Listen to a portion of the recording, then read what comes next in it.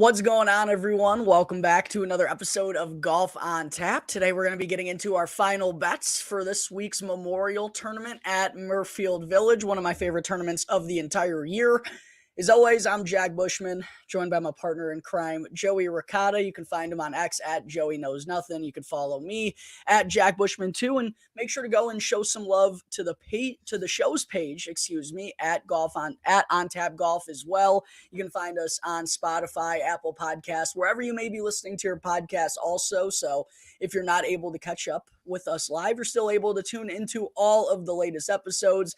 Joey, back here for another signature event this week, as I mentioned off the top. One of my favorite weeks of the entire year. We're back at Jack's place for the Memorial, even though kind of wonky scheduling this year. The Memorial Day is obviously come and gone. They changed it to the week before the U.S. Open this year, as opposed to the Canadian Open previously being in this slot. They kind of flip-flopped for the 2024 schedule, but excited for things to get underway tomorrow, my friend. We got everyone who's who on the PGA Tour, all the notable stars: Scotty Scheffler, Rory McIlroy, Xander Schauffele, fresh off his win at the PGA Championship. It's a loaded field. It's a course I love. Excited to break it down with you, my friend. How you doing this afternoon? Good, Jack. We are at Jack's place. It's got to be a good news, right? It's got to be good for something here. Hopefully, we can get an outright this week. I say that every week.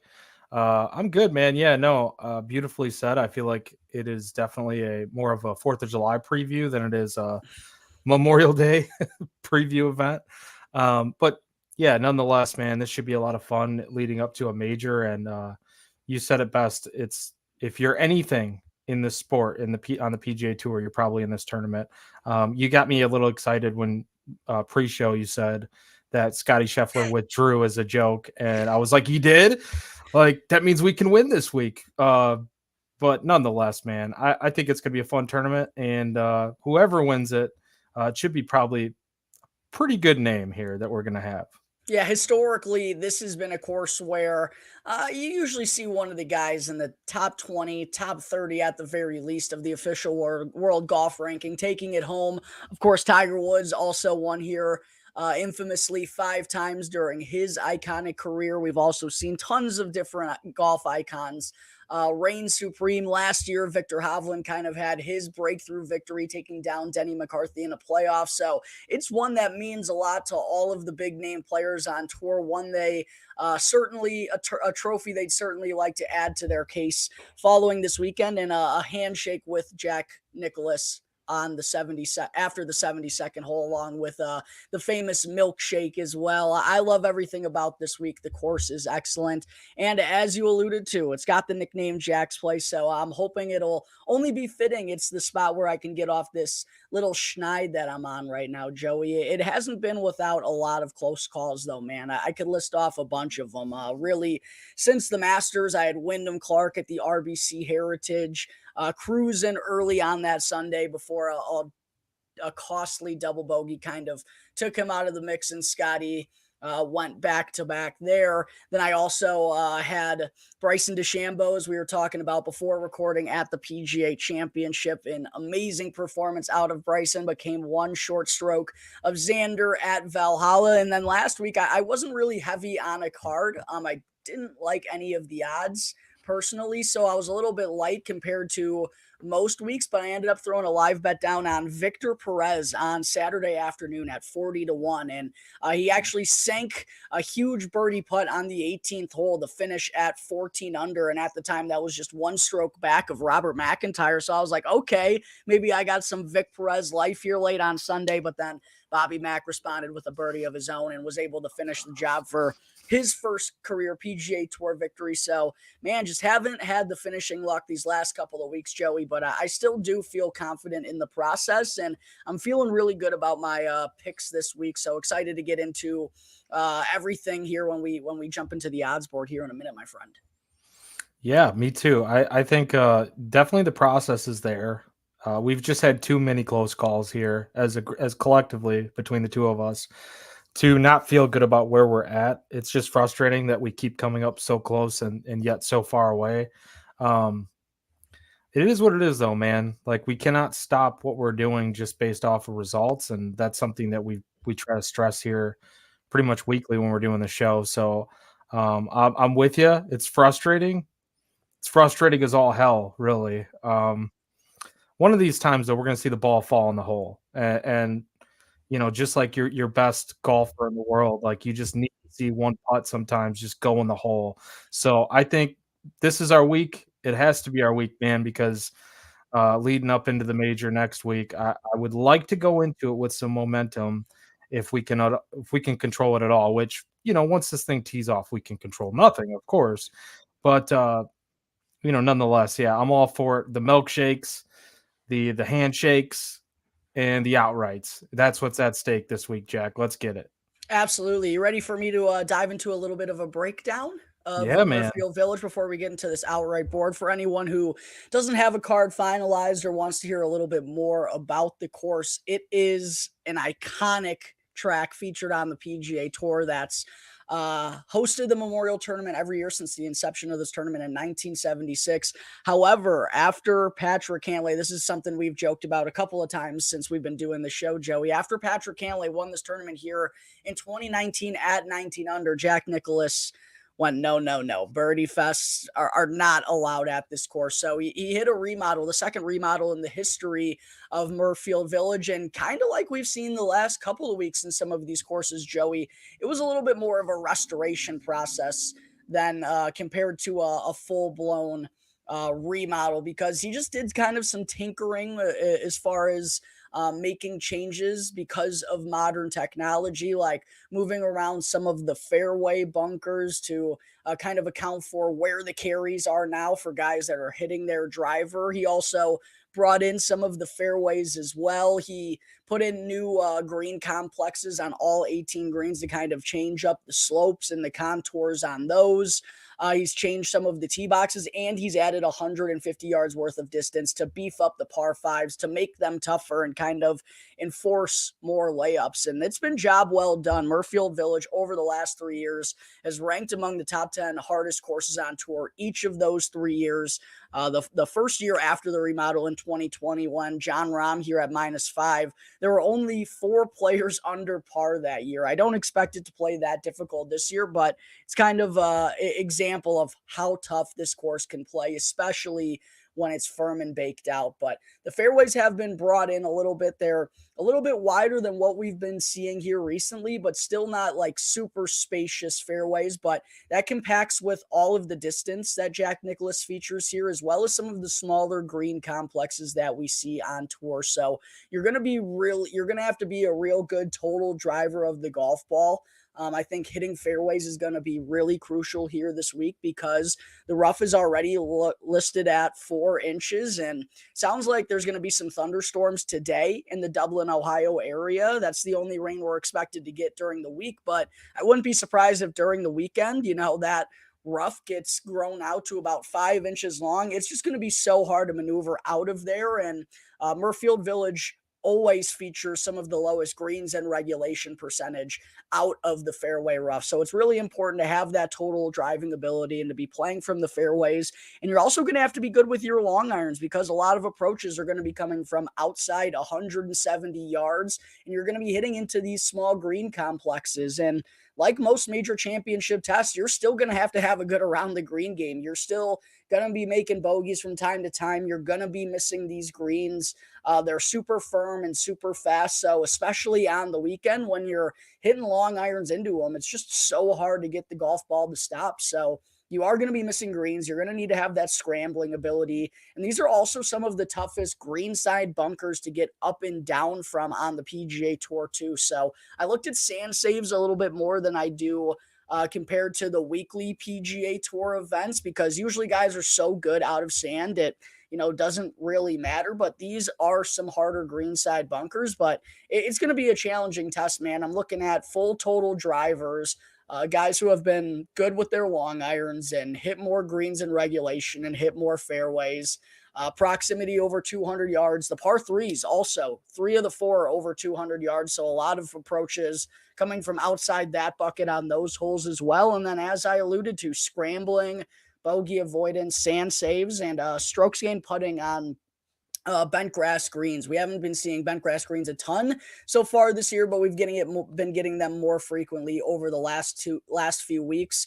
Most recently, what we saw at Valhalla, and Valhalla also was a Jack Nicklaus design that is long and can play difficult. I know it didn't play as tough as we wanted to because it was super soft, but I think it's also worth looking at course history here at Muirfield Village and all other Jack Nicklaus designs like a Valhalla or like a PGA National, because you tend to see some of the same guys kind of pop up on those tracks. So those are kind of the things I'm looking for on this course, man. I feel like I have a good read on it this week. I don't think it's going to play as difficult as it did last year when we saw Victor Hovland take this down at -7. Probably something closer to -12, -13, like we had seen the previous years, because I do think it's going to be soft on Thursday, maybe Friday morning even. But once the weekend rolls around, it's going to be a demanding major-esque golf course. Joey, those are the golf courses that we always love to see. We love the best in the world getting tested, and that's what you get when you come to Jack's Place, baby. So I'm excited for it, man. Yeah, I think we're looking at a lot of the same things. I was looking at the notes from last year, and really the notes didn't change for me. Uh, for the most part, there, anyways. Obviously, the bent grass greens being lightning quick. That's a big one for me. But it was kind of hard to put that into perspective with the guys that I really thought had a chance from a ball striking perspective. So I didn't want to weigh it too much into how I was looking at it this week. Um, but there are some guys with some hot putters and that could do really well, especially at some pretty decent odds. So I'm very interested to see who you have this week. And I will tell you right now, my card is just not even there as far as being put together totally, which it's Wednesday, it should be, but I'm just not. So I'm gonna need a little bit of guidance from you to help me put this together. I do have like 3 or 4, possibly 5, but I'm looking for 1 or 2 more to really solidify this thing. So yeah, I'm excited to get into it, man. Hey, that's what I'm here to do, man. And I'm sure there's lots of people watching this right now that are kind of feeling the same way. So more than happy to help as we kind of dive through this odds board here. Let's get it. Let's get it. So, with your great course breakdown that we have there, and we do this weekly, and you have an article out. So everyone go check that out at ontapsportsnet.com too. If you missed anything, go ahead and listen to this back or watch it back when we're done, or check out the article. Looking at the top, very predictable, very obvious who would be there. We know it's the boogeyman, Scotty Scheffler, plus 360. Just those odds, man, they're getting to a point where sorry, I just hope. I was praying for him not to be in the field, like when you teased me with that. But yeah, he's here. Xander Schauffele, fresh off the major, plus 900. Rory McIlroy, 10-1. Colin Morikawa, 14-1. Victor Hovland, 18-1. That's your top 5, at least looking at between the FanDuel and DraftKings odds here. So kick us off, man, because I've got 1, possibly 2 in mind. Of course, we have the defending champ in this range here with Victor Hovland. So are you going to, is Vic someone you're looking at with that number, or are we looking elsewhere here, if anyone? Yeah, so I'll just start from the top here real quick just to share some thoughts on all of these guys because they are the 5 pretty clear-cut best players in this field this week, I think you could say. And Scotty Scheffler is undoubtedly the #1 player in the world. I mean, there's nothing to say bad about this guy other than he hasn't won here and hasn't ever won past the month of April. I think that's the only things you could say to kind of spew you off him, along with the plus 360 number that he's kind of getting week in and week out now at this point, because he is so clearly the best golfer in the entire world and on the PGA Tour.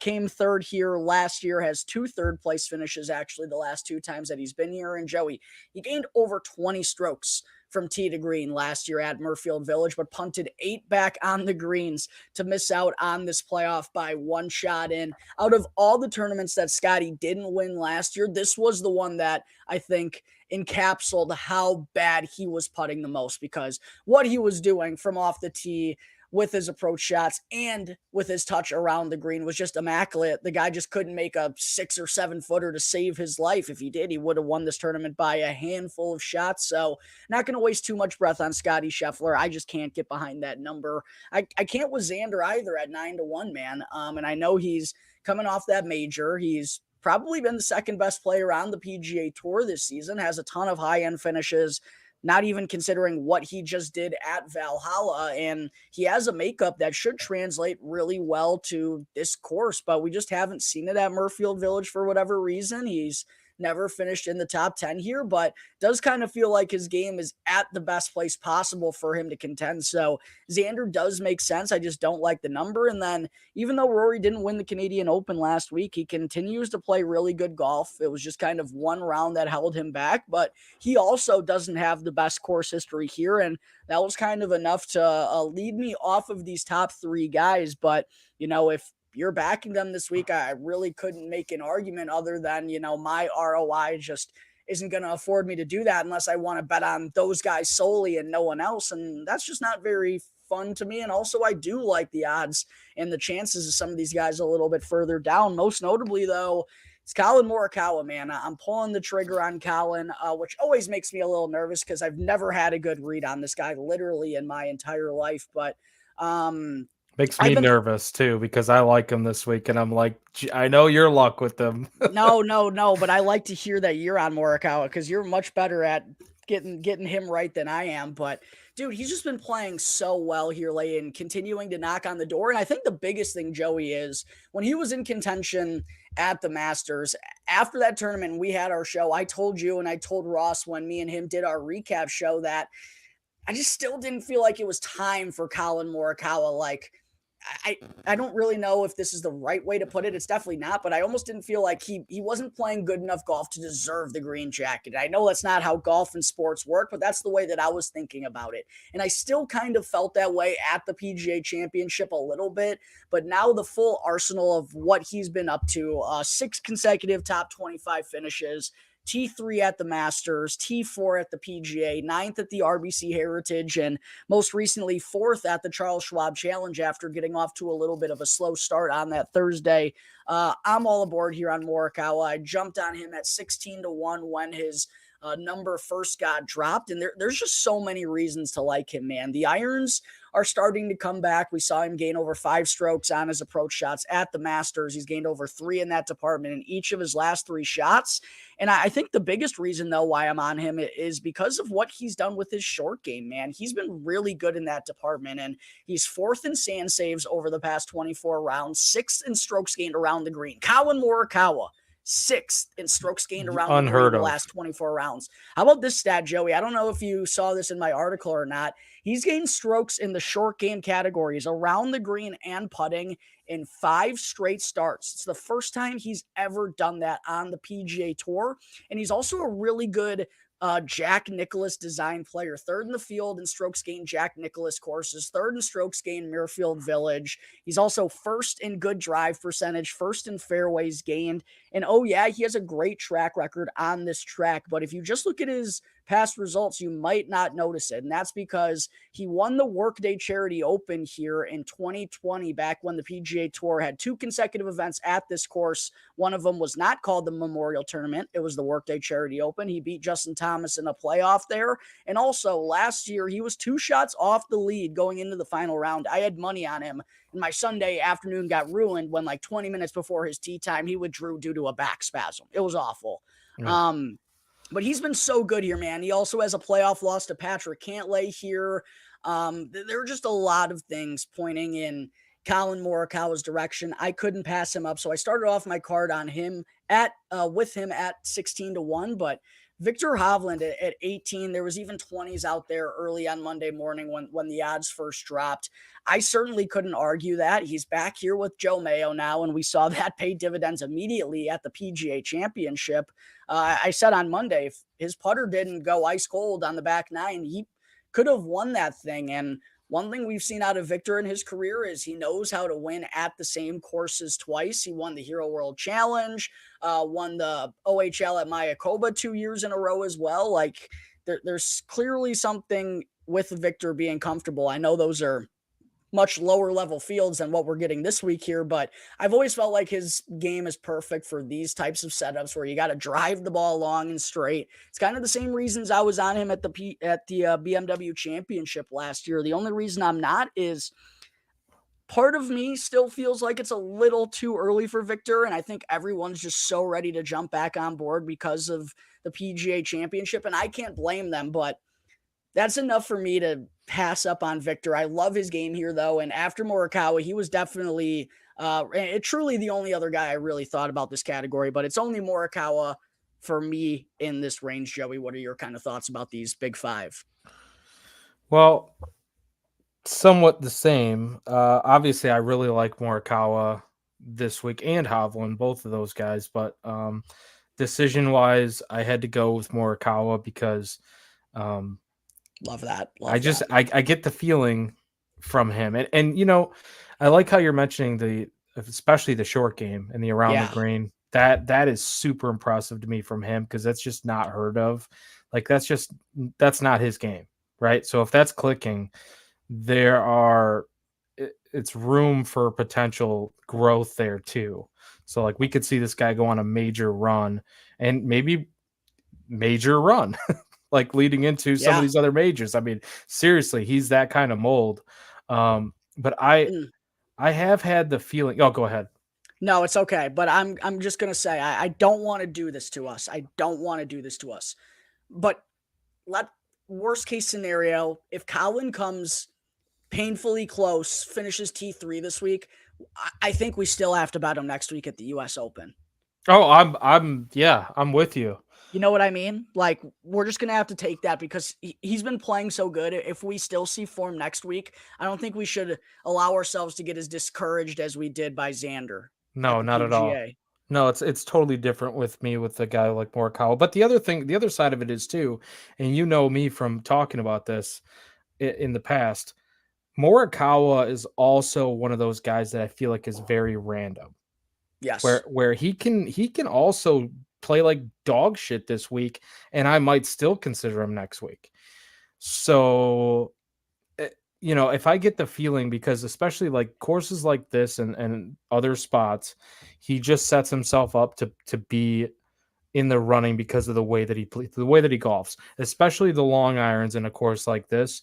I really like that. So the way that he's trending too makes me feel that much better about it. But I mean, we've come in and we've seen him lay turds at times when you think he's supposed to be really good at a spot too. So I wouldn't call it indicative of how he's going to produce the next week, but at the same time, if he, like you said, if he does have a T5, T3, something like that, and he doesn't win for us, I'm still going to go right back to the well next week. I think that's been kind of embedded in my brain for next week. As long as if he doesn't look god awful with, I'd say the irons are going to be pretty important to me. If the irons look good, I'm going to go back to him next week. That's the one thing I think. And they're starting to look good. He gained 3.2 strokes at Valhalla, 3.8 at the Charles Schwab Challenge. All 4 rounds he gained at the Charles Schwab Challenge. And here's the last thing I'll say about Morikawa too. I added that he's gained strokes in the short game categories in 5 consecutive events.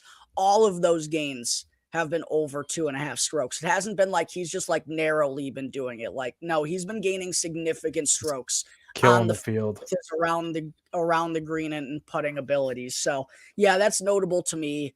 He's also first in driving accuracy percentage on the year, second in distance from edge of fairway. So even when he does miss, he barely misses. Just so many things to be high on Morikawa this week, man. Yep. I am right there with you. You said it all perfectly. Morikawa sounds like we're in the same bucket there, Love it. kicking off our card. So after that, we go to the 25 range. We have Patrick Cantlay, 25-1. Luddy F Baby, 28-1. 30-1 is JT. Tommy Fleetwood, 35-1. Don't do it. Never Tommy. Don't do it. Hideki is 45, and then Max Homa is also 45. So, of course, shop around. Good names in this group. I will give you my thoughts real quick on Patrick Cantlay. First in average adjusted strokes gained at Muirfield of the guys in this field. So, I don't know, man. I looked really long and hard at Cantlay, and then I also am thinking about Matsuyama. But give me your thoughts about some guys in this range. Yeah, I'm actually glad you brought up Patrick Cantlay so we can have a little bit of a Cantlay discussion here because he has been Mr. Muirfield Village in his career, man. This is his happy place. And the only spots where he's truly played well this year have kind of been his happy place. It has been a disastrous year for Patrick Cantlay. So bad, Joey. I don't know if you saw this. The boy committed to the John Deere Classic. And hey, listen, I mean, listen, I love the John Deere, man, because I'm a golf sicko. I'm still going to watch it. I'm hoping that I'll be there this year in is attendance. it in Silvis? Where's it It at? is in Silvis. It's always Okay. in Silvis, Yeah, baby. that's what I TPC thought. Deer Run, the fifth major. Come on. Um, but Patrick Cantley's committing to the John Deere, man. I think that's kind of showing how down bad this guy is. What I will say is the ball striking has been better lately. The driver's starting to come back around, but like still no significant gains. He hasn't even gained a stroke with the driver since the Arnold Palmer Invitational in early March. The putter has been kind of ghost for him. He's not putting like Patrick Cantlay. I I don't know. I could see this being like a T9 out of Patrick Cantlay. I don't know. I just don't have enough reasons to be encouraged to back him at that number. I just haven't seen enough out of him this season, man. Yeah.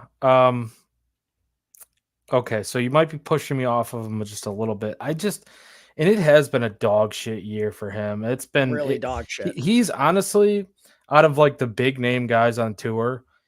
He's that one that you look at, you would expect to see more out of at this point of the year. Like we've seen it year over year, at least lately. Like we've seen him produce far better levels than what he has so far this season. And it makes you wonder, like, I feel like he should be on a milk carton at this point. Like, Yeah, for real. where is this guy? And Yeah. so that's one of the reasons too, Jack, why I was looking long and hard at him this week. Cause I'm like, it's been far too long. And this is one of those events where, yes, it is a signature event, but it's not quite that major where I need to see a ton from before I bet on someone. So if that makes any sense at No, all, I know that's not no, super totally. good reasoning, but Totally makes sense. Yeah, I don't think I can personally get there. One thing I will say is amidst all these struggles, he still hasn't missed a cut this year, which I'll give him credit for that because he clearly hasn't had his A plus stuff. Part of me wonders if his involvement potentially with the what's it called? The PGA Tour committee being kind of like the so-called head honcho, if you will. Feels like Patrick Cantley's kind of one of the guys that are making a lot of the big decisions on behalf of the PGA Tour and all the stress involved with trying to make a deal with Liv right now. I wonder if that's weighing on him at all because it's a for good the thought. player, like we know how capable Patrick Cantlay is, and even though he didn't win last year, he had a phenomenal season. But has not been in the mix on the weekend nearly enough for a player of his caliber. Especially as of late. So yeah, I'm out on him, but I will tell you, Joey, I am in on Mr. Hideki Matsuyama at 45-1. And I've been a sucker Love for hearing that. Hideki this year, man. Just so many good numbers. There are so many reasons to like him, and he's been a little spotty here though since the Masters. The only events that he's played since the beginning of April have been the Masters and the PGA Championship. And you always hear those rumors that Hideki's dealing with injuries and ailments. And quite honestly, Kaneki. yeah, Haneki, I feel like this could have been him stepping away for a little bit to get his body right. But I do feel like at least something I've kind of learned over the last few years. when Hideki's chalky, when he's popular, he's very susceptible of letting you down. I almost feel like you want to be on him when no one else is, and he's not getting a lot of love this week just because we haven't seen a bunch of him over the last couple of months. And I know when you look at the numbers, his last 24 rounds goes further back than most of these guys who have been playing consistently, but the numbers have been awesome, and he's been super consistent this year. He's gained over 4 strokes of the field in 7 of his last 9 starts. And dude, there are so many numbers in the model that he rated high on. First in around the green, first in par fours, 450 to 500 yards, fourth in tee to green, sixth in bogey avoidance, 10th in proximity from over 200 yards, 11th in par threes from over 200 yards, 16th in scrambling, 16th in greens and regulation, 18th in approach. And again, I know that's a lot and those numbers date back further, but Decky's just been so consistently good this year. His around the green has been dynamite. His off the tee, in terms of his total driving, has been good. And he's also got a really good history here at Muirfield Village. He's got a win, 2 other top sixes, and 2 other top 16s in 10 career starts. He's capable of missing the cut now and again. That's just kind of Hideki everywhere. But there are a lot of reasons to like him. I couldn't end up passing on him at 45 to 1. I do feel like he's one of the few guys who has that upside capable to hang with some of the big dogs if they are playing at their best. And this is probably just another reason that convinced me to bet on him. But looking at his numbers, he's on an oddly similar path to when he won back in February at the Genesis Invitational. And that week was kind of like this week. People had been betting on him the few events prior, which people bet on him at the Masters because he was playing well leading into that. People, again, bet on him at the PGA because he had a big number. And people were doing that at Phoenix and at Pebble Beach, but then they stayed off of him at Riviera, and that's when he ended up winning.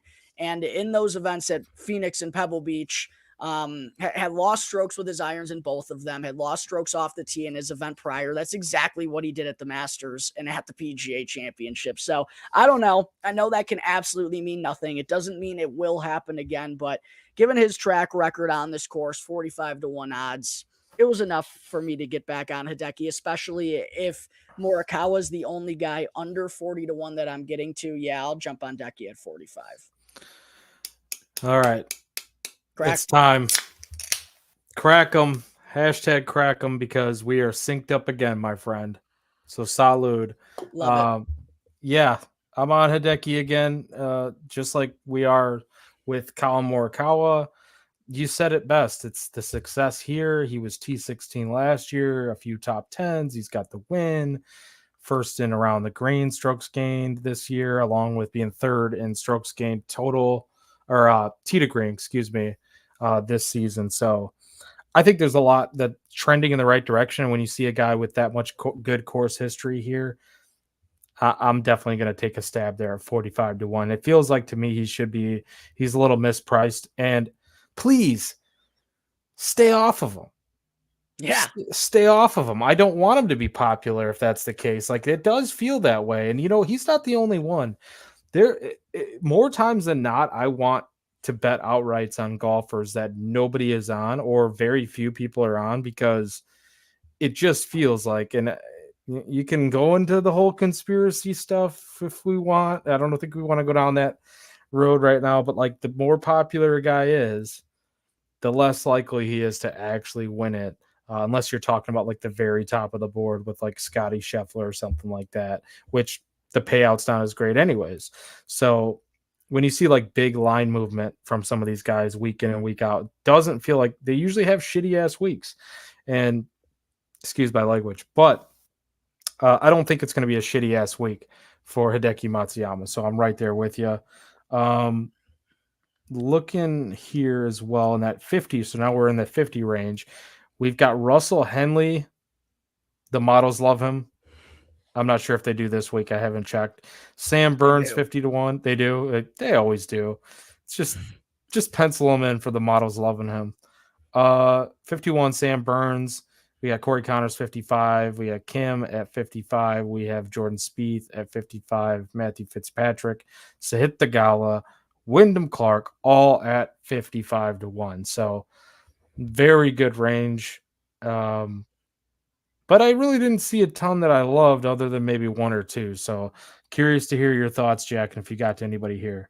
Yeah, this range is compelling to me. And I do still have a little bit of room left on my card. Probably for someone in this like 50 to 70 pocket. I'm actually hoping for DraftKings or FanDuel to post a live boost tomorrow morning and maybe get one of these 55s up to a 70 or a 70 up to an 85 or 90 or something like that. But yeah, there's compelling names in here. Russell Henley did rate out well in the models. His tee to green has been rather good as it always has been. And he's someone who usually drives the ball well on long golf courses that demand accuracy. Those are usually tracks that are kind of in his jam, but I still don't know if I trust him to win an event like this. Sam Burns also has been playing some better golf here lately, had a T10 last week in Canada. Probably should have won that event had he been able to make a single putt on Sunday. It feels like he's kind of shed that newborn baby rust from the last couple of weeks. So I've seen some people on Burns. Corey Connors has been uber popular as well. His approach has been awesome, as it always is, hence why he's my boy, and just had a spectacular Sunday in Canada as well. His number's been beat down. Tom Kim, another guy who played good in Canada. I don't think I'm ready to be on Jordan Spieth anytime soon, man, despite him having a tremendous history around his place, and he's absolutely driving the crap out of the ball, but I do still think there's something going on with his wrist and his approach game. I'm not very intrigued by. The two names, though, that are probably the most interesting to me in this range.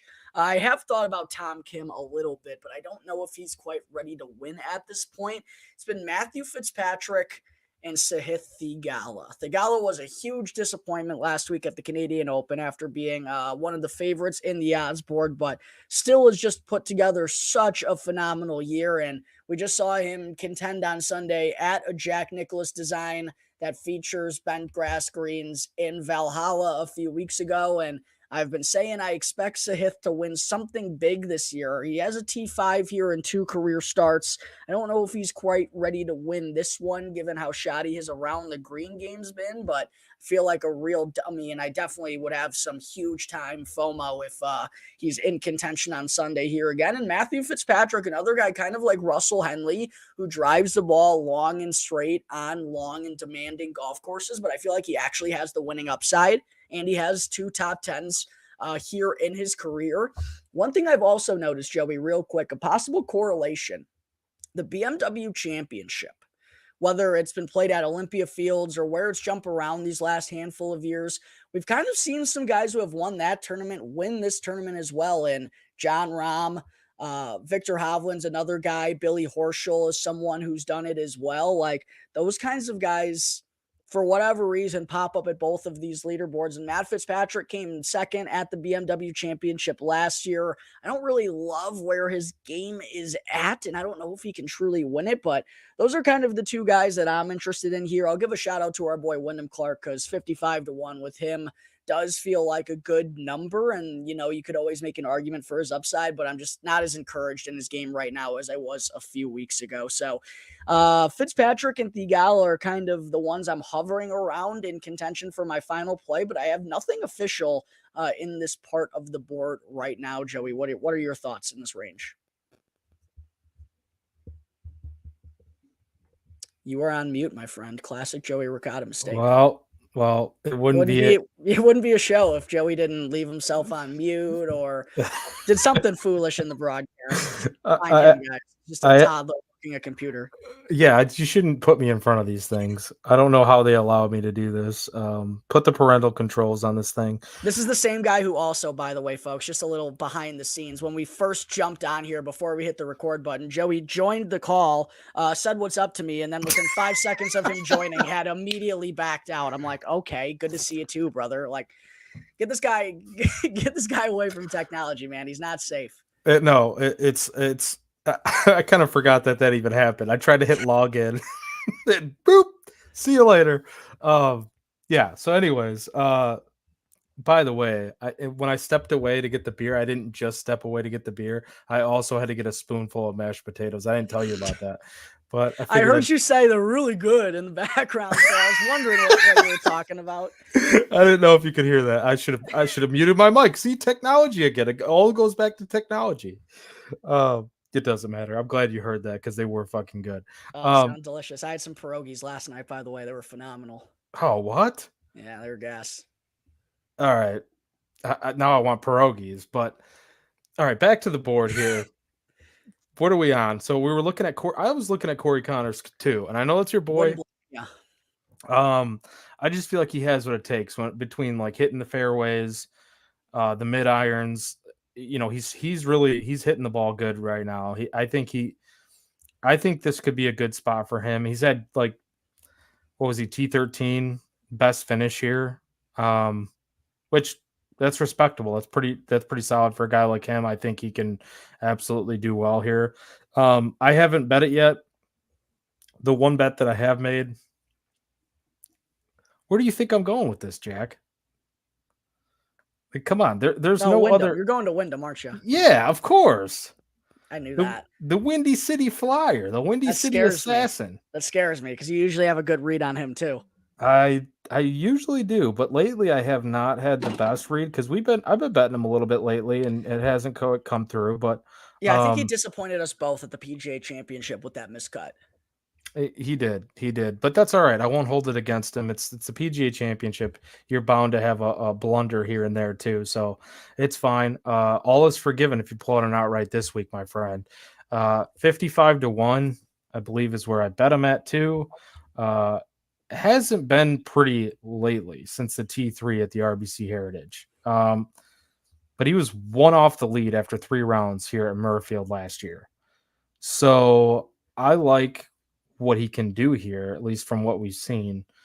And yeah, I like the Windy City Flyer this week for sure at that number. Definitely a good price.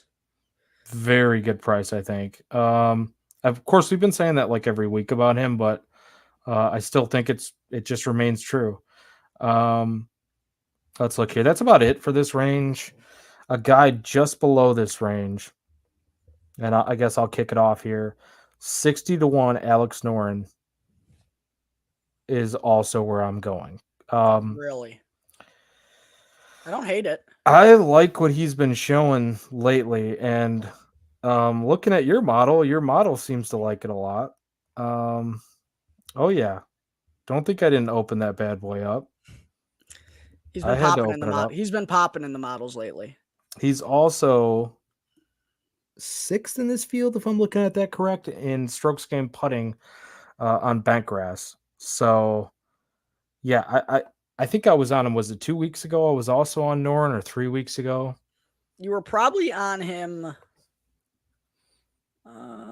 Were you on him at the PGA Championship or? No, I didn't think so. No, I don't think I would have been on him there. Maybe Texas? Byron Nelson. I think it was in Texas. Yeah, he came 3rd. Where did he finish? 3rd. I had a couple guys up there, man. I had Finau, I had him. It was close. But nonetheless, yeah, Noren this week, I think it makes just too much sense with the way that his game's trending. And I know he's probably not characteristically in this kind of 60 range, but I think it makes sense. And I don't know where he opened up at or anything. He opened, I think, at like 65, 70, maybe. Oh, he was bet down a little bit. He's not as popular as he's been in past weeks, but I'd almost rather. I don't know if it's tough. I was torn between Alex Noren, and I was thinking about betting him. And if it got up to 70 or 75, he might have been on there. Are you in like a kind of wait and see mode with him too? A little bit? I don't even know if it's wait and see. I just haven't been on board yet. I don't know. I'm one of those people. I'd prefer him not against the best players in the world and not on this type of golf course. Like the reason why I'm not going to get to him this week is because he doesn't hit the ball very far, and he also isn't the most accurate off the tee either. And I just think that total driving and playing from the fairway is going to be so key. But what I will say is that's not like you can get away with scrambling around here. We saw it with Denny McCarthy last year, right? And Noren has that game where um his around the green has been phenomenal all year long. He's got a really good short game, and his irons have been dialed all year long too. I listen. I said I thought about him a little bit. There was just enough with the concerns of the distance and the way he drives the ball for me to get off him. But man, since I've seen him in the fall in Las Vegas, I mean, he's really just kept it going all year long. Continues to knock on the door. This has been a breakout spot for a lot of guys. I know he's 41 years old at this point, but this would be absolutely his breakout win, especially considering how good his season's been. I'm just not getting there this week, but he is definitely someone that if like he chooses to go and play at, like the Rocket Mortgage or even like the Scottish Open the week after the 3M, like these later events after the US Open, I'm definitely going to be keeping a stern eye on what Alex Noren is doing. I just don't know if I necessarily like him against the best golfers in the world. That's a good point too. I would. It's something to consider because while I like where he's at for the most part, even though I think he missed his most recent cut. Yeah, he burned me last week. He was my fucking one and done, asshole. Yeah, so touchy subject there, but I still think that like, and that's the one thing that you do have to consider is the field he's going up against. Like, I would trust him more in like those lesser fields, but this is, I mean, he's guaranteed to make the cut. So that's actually no, there is a cut this week. There. Oh shit, there is still a cut this week. Yeah, there's it's top 55 in ties, top 50 in ties maybe, so they'll cut like 25, 30 guys or something like that. Why was I thinking there was a no cut just because it was 80 golfers? Most of these signature events don't have a cut. I think only Riviera, the Genesis Invitational, and this one are the only signature events that do have cuts. Okay, so the off chance that he plays like absolute dog shit, which there's not really an off chance. He can in this field. He's probably going to make the cut, which maybe goes a little bit more like for the relaxation part of it.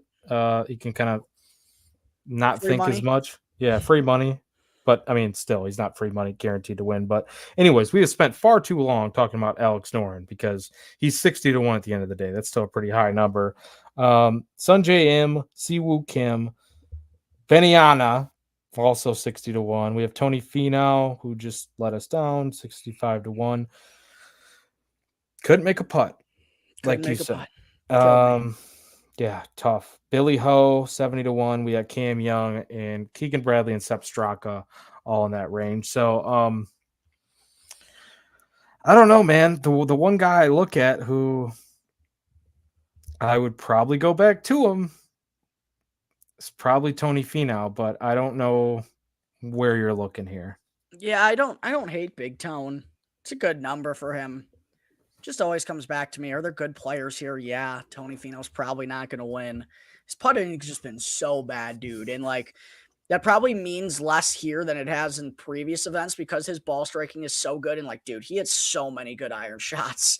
So many good iron shots at that tournament. I don't know. I just didn't get there. There are a lot of guys in this range that I actually do like. I bet Benny on 60 to 1. I've been on him a lot this year, and I feel like I owe it to him to stick it out for one more week at a place where he's got 5 top 25s and 8 career starts, including a playoff loss in 2018 to Bryson DeChambeau. His total driving ability has been phenomenal. The long irons have been good all season long, and he has a ton of high-end finishes, and most of them have been like against the best players on the PGA Tour, like finished third at the Century to kick off the year, was third at Wells Fargo a couple weeks ago, T16 at the Masters, T16 at Riv. He's put together a really good season, and he also has been putting the ball much better as of late. He's actually 7th in the field in strokes gained putting over the last 12 rounds. So the broomstick has been clicking for Benny on here as of late. He hits the ball a mile. His long irons are good. He hits a lot of greens in regulation. He's usually, knock on wood, not an abject failure around the greens, and the putter's been better as of late. So a guy that's been knocking on the door, almost had his breakthrough moment here in 2018. I'm going back to him. I got him at 55 to 1. Unfortunately, that number got bigger. I didn't think that would be the case. That's why I bet him so soon. Siwoo Kim is interesting. He finished third here last year, but literally hasn't made a putt all year long. Like if you look up his profile on rickrungood.com. It's disgusting what he's done with the putter, but like if he gains a half a stroke putting this week, his tee to green game's been so good he might be in the mix, but I don't think I'm going to get there. Lots of love for Billy Ho this week as he's been playing really good and had a win in an alternate event not that long ago. Keegan's been playing some really good golf. My boy Keegan has been driving the shit out of the ball and has 3 consecutive top 25 finishes. So I've seen a lot of people on Keegan, but I ultimately ended up on Sepp Straka here. Ooh, and here we go. He's not someone I bet a ton. And I do worry because it does feel like he's also one of those guys that when he's popular, he's definitely capable of burning you because he's one of those guys who's like top 10 or he's usually missing the cut. That's just kind of how it rolls with the septic tank. But he's got four top 11s in his last 5 starts, man. T5 at the Charles Schwab Challenge, T8 at Wells Fargo, T5 at the RBC Heritage. 2 of those 3 events were in signature events against the best players on the PGA Tour. He's gained over 4.5 strokes ball striking in 4 of his last 5 starts as well. The approach has been amazing. Around the green was much better last time out at the Charles Schwab Challenge. I got him at 80-1. I just felt like that was a really fair number for a player with Sepp's upside. I mean, he finished T16 at the Masters, T16 at the Players, and T2 at the Open Championship last year. Like Ryder Cupper, like Sepp Straka kind of feels like he's capable of maybe being in a different like breadth of conversation than we're kind of used to having him in, right? And like 80-1 felt like a good number to me. So yeah, it was Seppin Benyon from the 60 to 70 little pocket here, Joey. The septic tank. I'm not gonna forget that now. It's a good one, right? Yeah, the septic tank. I like it. Because he's either the shit's gonna rise, Yeah, or the shit's gonna fall. definitely. I like it. That was the name that I was looking at as well. I think the approach has been really solid here lately for Sepp. He definitely looked like a good option. Real quick too, to back you up on Beniana. Roto Grinders has him as the 15th best odds or probability to win the tournament, and his odds, like actual odds, do not reflect that. So he is a pretty good value option as far as just looking at price options. So I do like that as well. I didn't wind up betting anyone yet in this range outside of Alex Noren, so I can't say for sure, but Sepp Straka was one that I was considering. So I do like the points that you had to make about him. A lot of love this week for Will Zalatoris, it seems. Or at least a little bit of love. I've seen a little love. I shouldn't say a lot. 75-1. Shane Lowry is 75-1. Denny Mac, 80-1. My boy, Jason Day, is 80-1. Tom Hoagie's 90-1. We got Brian Harmon, Harris English, and JT the Postman Poston at 100-1. So still a really good crop of golfers. Yeah. Anytime you get this type of a field here in that 75 to 100 range. So very intrigued. Someone like the Weasel, I could see easily getting like a top 10 this week.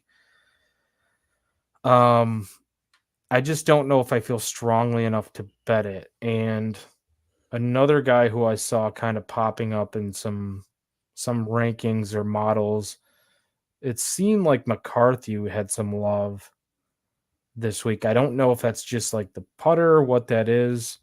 I'd have to kind of double check that. But are you on anybody in this group?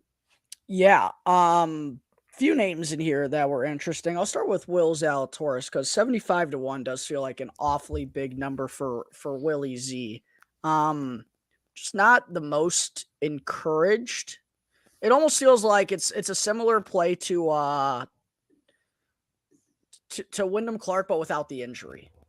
Like there just hasn't been a lot of reasons to be high on Will Zalatoris. The putter has definitely come back down to earth from when it was like scorching hot through that Florida run earlier on in the year. He did gain over 3.5 strokes with his approach at the PGA Championship, but still a T43, a T60, a miscut, and a T44 over his last 4 starts with a lot of red there. The around the green has really fallen off as well. Off the tee, I've seen that his ball speed has been down a little bit, and he hasn't been gaining strokes off the tee either. So, I mean, I couldn't argue betting Willie Z at 75-1 because you could make the case that it's a fair number, but I'm just not certain. I'm just not too encouraged by that. So I stayed off him. Brian Harman has been playing some decently solid golf without like super high end finishes. Um, I think a top 10 is probably the way to bet him. I don't know if Brian Harman is capable of winning this thing, to be honest. Although he does have the sort of Denny McCarthy profile. And speaking of Denny, I think people are betting him because he has, came so close here last year and had a 5th place finish the year prior.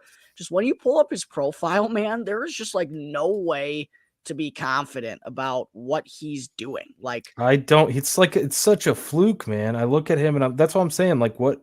he's so random, dude. I mean, his approach has been terrible. He hasn't gained strokes with his approach since the Masters. Like, and even when he popped at the Valero, he gained 5.6 strokes with his approach there. Over 3.5 of that came solely on the weekend. And like around the green, he's lost strokes there each of his last 2 starts. Is he still gaining, 3 to 7 strokes putting every week? Yeah, because that's what Denny McCarthy does. I don't know. I'd love to see Denny win. I was, I wouldn't. I mean, I don't ever fucking bet him. I bet him at the Charles Schwab. I might have bet him like once or twice and I random bet him. stuff. I bet him twice. I bet him at the Wyndham last year for the first time ever, and he missed the cut. And then I bet him at the Charles Schwab Challenge, and he finished T24. So pretty disappointing. I'm not on Denny. The one that I'm on in this range is Shane Lowry. 70-1. Just had a T6 at another Jack Nicklaus design, as I mentioned, in Valhalla a few weeks ago. A little disappointing last week. He was looking good till that last round, too. Yeah, they jinxed him, man. The PGA Tour Twitter page posted that he was like 37 for 37 on putts within like 7 feet for the tournament going into that final round. I'm like, you fucking assholes have clearly never watched Shane Lowry putt on Sunday. This is what he does. He misses makeable putts on Sunday, and it's exactly what he did in that final round at Valhalla. And T33 last week in a mediocre field was a little bit disappointing, but he did gain strokes in all 4 major categories with the putter, most notably. And he's actually gained strokes around the green and with the putter in 2 consecutive events for the first time since this time in 2022. So maybe there are some signs that the putter is starting to come to life. He did gain 9 strokes still putting at Valhalla, another Jack Nicklaus design that features bent grass greens. And he's just another guy that hits a lot of fairways on these long and hard golf courses, has a pretty good track record here as well as at other Nicklaus designs as well, like a PGA National where he's got 3 consecutive top 5s. Had a T12 at Glen Abbey that hosted the RBC Canadian Open that was designed by Jack Nicklaus back in 2018. The irons have been good all year. He's gained strokes off the tee in every start since the Cognizant Classic. And as I mentioned, maybe we're seeing a little bit of the putter starting to trend in the right direction. So given his history here, I thought 70-1 was a pretty fair number for Shane Lowry, a guy who his only PGA Tour win in the United States came in the state of Ohio. So I figured I'd give Shane another rollout here this week. He was the only one I got to in this range. Yeah, I'm going to ask you a question. Go for it. I think it's a good number for Lowry. So don't look at this as like I'm saying this is a bad bet. Just simply a question about him. Yeah, what's up? Does it concern you or does it make you feel like there's another gear there when you're looking at like last year's event and most of these like I'm looking at the last 3 years that he's been here at Muirfield, T16, T32, T6, and he pretty much like his average true strokes gained here in all these categories, putting, around the green, approach, off the tee, and total distance, except for maybe a little bit below average in the accuracy department. Does it concern you at all that like he has been above the field or above average in basically all those categories and still hasn't been able to like truly contend? Yeah, I mean, I guess you could make that argument too. Or is that like, oh, it's Lowry like Sundays probably where the putting. I haven't I haven't dissected it like that though It's either. just So it's kind of same story of Lowry's almost like entire career courses that you figure he's going to play well at. He usually does play well at them. He just doesn't win. It's yeah. kind of his thing, and that's the hard part about betting Shane Lowry in the outright market. But I thought 70 was a good number. I kind of like where his game's at right now. The ball striking's really been good all year, and we're starting to get the short game to really start cooperating again.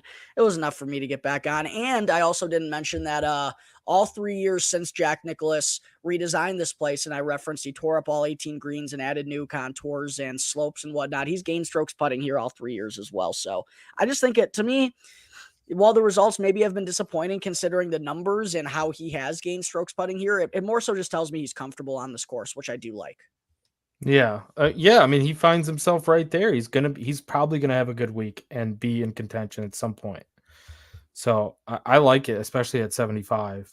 But yeah, I mean that, and the Lowry question is more so a question for like any golfer if you see that profile. Do you know what I'm saying? Yeah. Like I wonder if like that's something I should look at more. It's just something I like noticed when I was just looking at it now. It could be. I'd have to go through the weeds more on it to like know actually, I guess, but it does hypothetically make sense. Like this guy's still overachieving, but not where we want him to. Maybe you know Right. what I mean? Like when we're talking about an outright market, it is so specific where a second place counts as much as missing the cut by 10 strokes. So But I yeah, feel like any of the right breaks too, like if you get a couple of those things to fall, like you're right there basically. So it's like it's a good indicator of like he's gonna have a good week. So like why not bet him?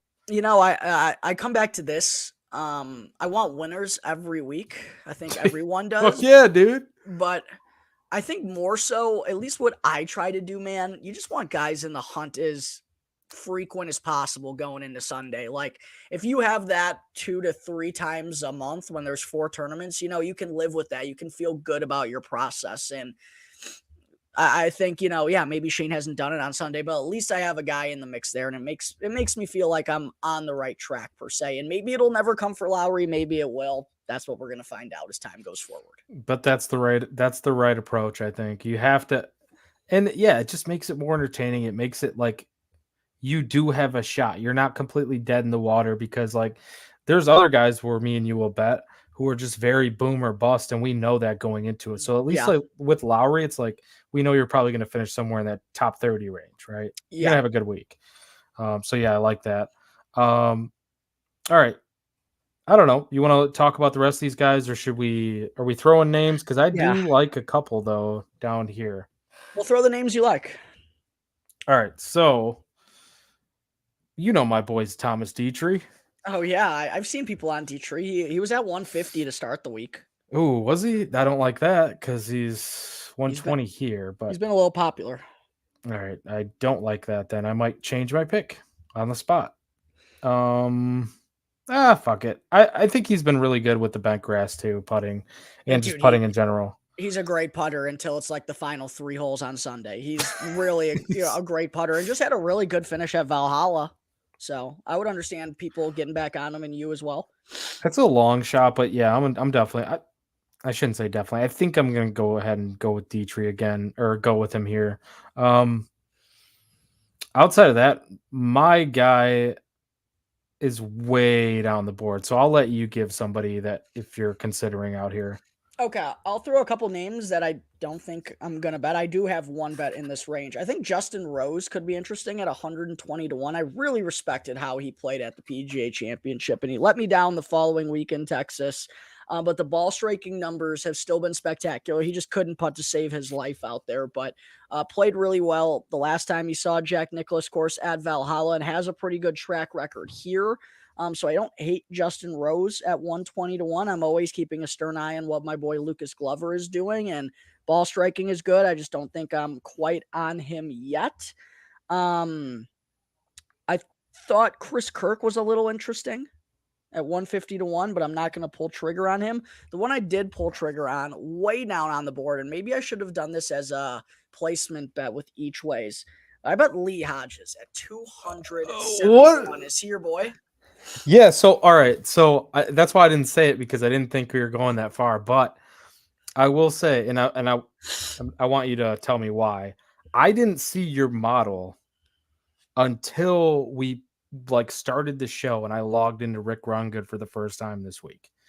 So your custom model that you built through the site, I did not see, and I was already on him. So Jack, please elaborate. Why are you on Lee Hodges this week at 220-1? I got him at. I don't know where you got him. I got him at 270. Holy shit!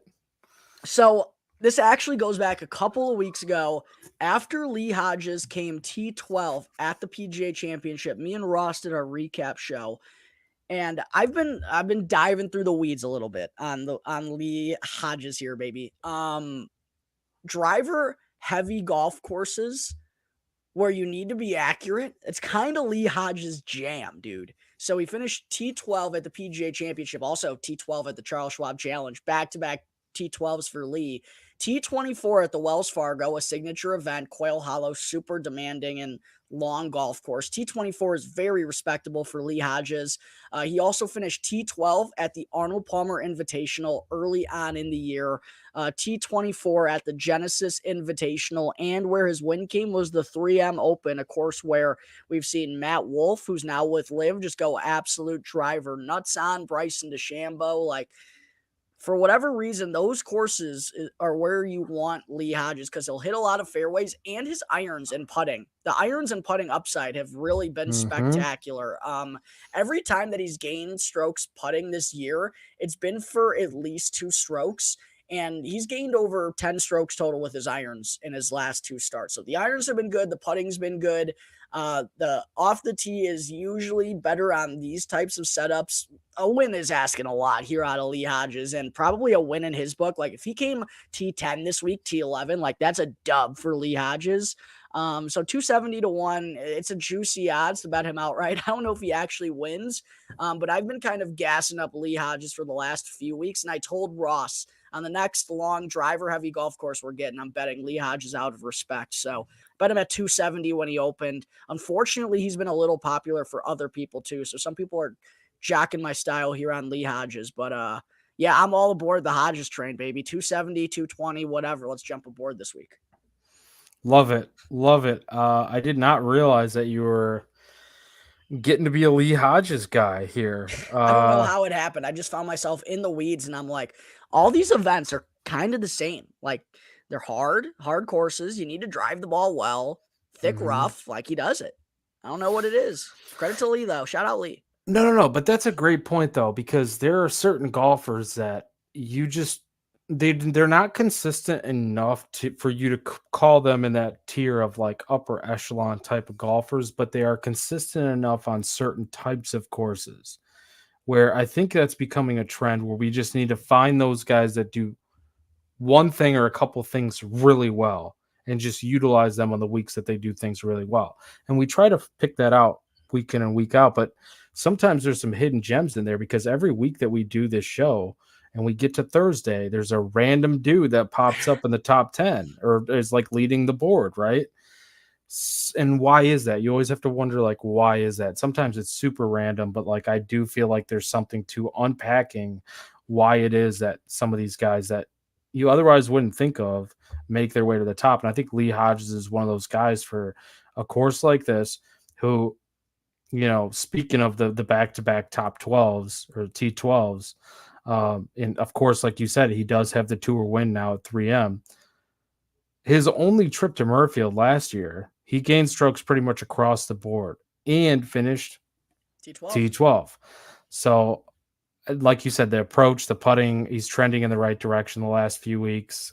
Definitely worse options, I think, this far down the board. I was trying to see about a top 40, and then I was like, oh, there's only 80 in this field. So you're probably going to have to go top 30 if you want like a real decent high floor like prop bet, because I do think he's going to finish there and get some plus money that way. But 220-1, Jack, you got 270-1.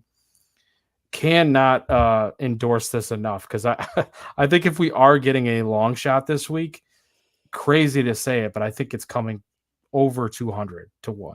I would love to see a Lee Hodges Group W. That would be something amazing. I will also give a shout out to Brendan Todd at 400-1. I don't think it's terrible. Another guy kind of like Russell Henley that even though he doesn't hit it far, he finds fairways and he plots around. I think asking him to win is a lot, but 400 is a pretty big number. So those were some of the guys that I was thinking about. Maybe they're more so like DFS plays or top 30 plays for you or something like that. But yeah, Lee Hodges is the one I officially bet. That's all I got, man. I got nothing else right now. At least might get some matchups, might get to some top markets. We'll see here as the night goes on. I want to watch the Cubs and Sox game. It looked like it was 1-1 here when I last checked. Cubs tied it up. So yeah, 1-1 right now, unless anything's changed top third. But Jack, one and done, baby. Or do you have any more outrights or props? I didn't ask you. Nope, that's all I got. So we can go ahead into the one and done. I'm going to trust my gut. I'm going to use Mr. Colin Morikawa. I'm going to do it. Haven't used him yet. Don't know what I'd be saving him for really after. I like it. I don't know what to do because Classic. Yeah, of course, right? Did you expect anything less?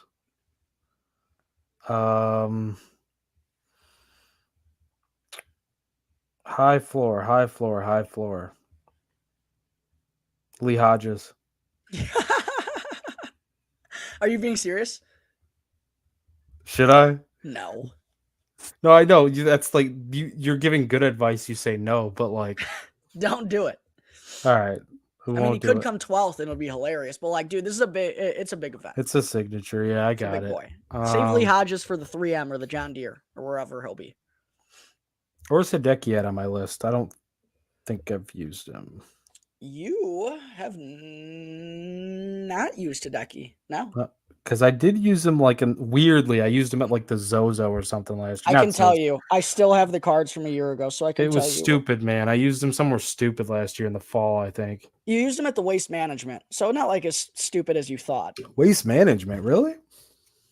Yeah, you used him at the Waste Management. I know that because 2 ahead of him is Andrew Putnam, and randomly you've used Andrew Putnam at the Amex 2 years in a row. And I know you didn't know that when you picked him as your one and done this year. I did not know that. I must just love Andrew Putnam at the Amex. Yeah, I don't know what it is. Who are you going with, though?